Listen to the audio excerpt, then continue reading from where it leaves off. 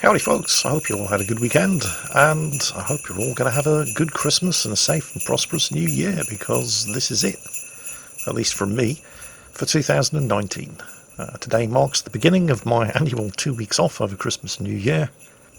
My annual 2 weeks off where it's traditional for me to get bored after a couple of days and immediately start pushing YouTube videos out. Anyway, because I'm just as crap at taking time off as I am at absolutely everything else that I do.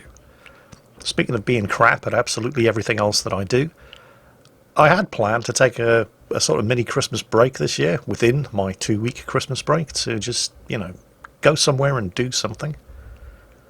I was looking at hotels in Lisbon because Rita's Portuguese. I thought maybe we could spend a couple of days between Christmas and New Year in Portugal, and the hotels in Lisbon are absolutely unbelievably cheap. We're talking £50 a night for two people. So that looked like, it was going to be quite good. Until I saw how the airline companies have jacked up the prices of flights over the Christmas and New Year period. Holy shit. So then we thought, okay, that's not such a good idea. Maybe we could just look at some place to go and spend a couple of days here in England. Don't have to worry about vastly overinflated airline tickets then. No, but we do have to worry about vastly overinflated hotel prices. Yeah, we shit-canned that idea. We're just spending Christmas and New Year at home. Between now and Christmas Day, the last thing that I have to do, because I've pretty much stocked up on everything else, is buy a whole bunch of fruit and vegetables. Because I have to kind of keep this down a bit in case Rita overhears while I'm recording. I've bought her it's a sort of food blender / smoothie maker, because she loves her health drinks. And it would be a good idea if I actually had some fruit and vegetables for her to put in order to make a drink out of. And while I'm there, I'm going to be buying a whole bunch of chocolate gift sets and just bits and pieces. Because the one thing that I do like to do at Christmas is to take a whole bunch of, gifts, I suppose, round to the nearest National Health Service hospital for all of the poor suckers who are working on Christmas Day. Working in the National Health Service is not great at the best of times, and working on Christmas Day is definitely not the best of times. So I like to do a little something to make their day slightly less shit. It's all too easy to forget those people who have to work on Christmas.